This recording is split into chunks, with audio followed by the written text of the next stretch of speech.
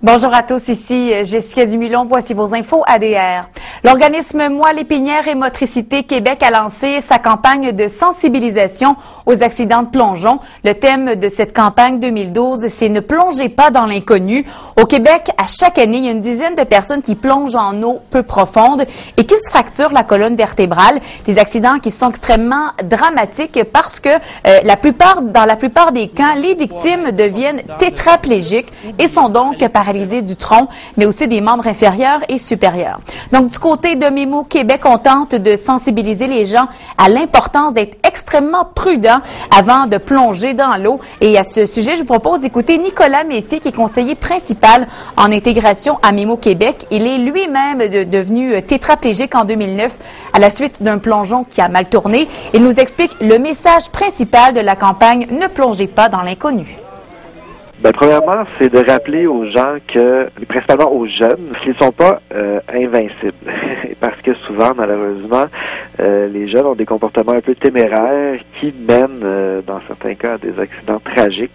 Et donc, c'est de rappeler que plonger dans une eau qu'on connaît pas, ou une eau qui est pas assez profonde, donc qui aurait par exemple moins de 3 mètres de profond, peut avoir des conséquences extrêmement tragiques. Il faut savoir qu'il est déconseillé de plonger tête première dans une piscine qui est hors terre parce que la profondeur de la piscine n'est pas considérée comme étant sécuritaire.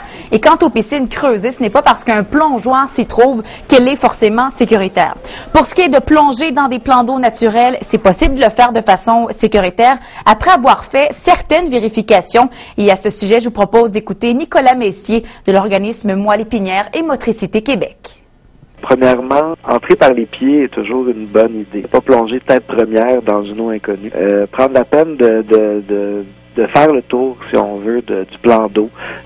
Des fois, il y a des endroits où est-ce que l'année précédente c'était dégagé, par exemple dans les rivières, les cours d'eau naturels, et durant l'hiver, à l'automne, choses comme ça, il y a des troncs d'arbres, des roches qui se sont déplacés, et donc de prendre le temps d'explorer l'espace, s'assurer qu'il n'y a pas d'éléments qu'on voit pas. D'autre part, éviter de plonger dans un endroit où c'est sombre, donc la nuit, le soir, et après avoir consommé de l'alcool aussi. Donc, pour avoir plus d'informations sur cette campagne de sensibilisation aux accidents de plongeon qui a été lancée par l'organisme Moelle épinière et Motricité Québec, rendez-vous sur leur site web. Il apparaît au bas de l'écran. C'est tout pour les infos ADR. On se retrouve dans 30 minutes.